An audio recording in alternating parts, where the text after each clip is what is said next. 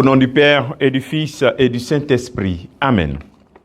Viens, Esprit Saint, remplis les cœurs de tes fidèles et fais-les brûler du feu de ton amour. Ô Seigneur, envoie ton esprit et tout sera créé et tu renouvelleras la face de la terre. Bien-aimés dans le Christ, nous sommes aujourd'hui lundi 22 juin 2026 et la parole de Dieu qui nous est proposée est de Matthieu chapitre 7 versets 1 à 5. En ce temps-là, Jésus disait à ses disciples, « Ne jugez pas, pour ne pas être jugés. De la manière dont vous jugez, vous serez jugés. De la mesure dont vous mesurez, on vous mesurera.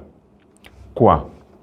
Tu regardes la paille qui est dans l'œil de ton frère et la poutre qui est dans ton œil, tu ne la remarques pas.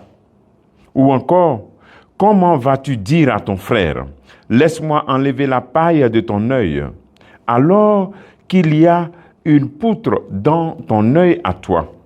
Hypocrite, enlève d'abord la poutre de ton œil, alors tu verras clair pour enlever la paille qui est dans l'œil de ton frère. Acclamons la parole de Dieu, louange à toi, Seigneur Jésus. Bien-aimés dans le Christ, cette péricope de l'évangile de Matthieu nous parle de la vie communautaire. Comment vivre cette nouvelle alliance de la vie communautaire. La nouvelle alliance de la vie communautaire parce que, étant disciples du Christ, il y a une nouvelle manière de vivre ensemble. Le Seigneur nous invite à ne pas juger et ensuite à enlever d'abord la poutre qui est dans notre œil. Qu'est-ce que le Seigneur veut nous dire en disant de ne pas juger? Il veut nous inviter à ne pas coller les étiquettes et à ne pas vivre en fonction des étiquettes ou bien des idées préconçues des autres. Pour qu'il y ait une bonne vie communautaire, il faut commencer avec une nouveauté. Il faut accepter l'autre tel qu'il est, en détruisant les idées préconçues et faire sa propre expérience avec l'autre. Faire sa propre expérience. Et pourquoi? Il faut détruire ces idées préconçues et ne pas juger sans avoir fait une expérience avec la personne. Pour avoir ta paix, toi-même, et aussi manifester ton identité de disciple du Christ. Et donner une chance aussi à l'autre. Et enfin, comme disciple du Christ, faire comme le Christ. Dans Jean chapitre 15, verset 15, il dit, il appelle ses disciples, il dit, je ne vous appelle plus serviteurs, vous êtes mes amis. Voilà, il fait de maintenant ses amis par une proximité, une possibilité d'avoir une intimité plus profonde avec eux, même si parmi eux, il y avait d'autres qui n'étaient pas totalement ancrés dans la vérité de l'évangile, la vérité du nouveau chemin que le Christ était en train de leur présenter. Rappelez-vous aussi de la femme adultère, à qui il a dit « Va, ne pêche plus ». Ce « va, ne pêche plus » est l'expression d'un regard qui ne juge pas, mais qui donne une nouvelle chance. Et le Christ voudrait qu'on partage ce regard-là.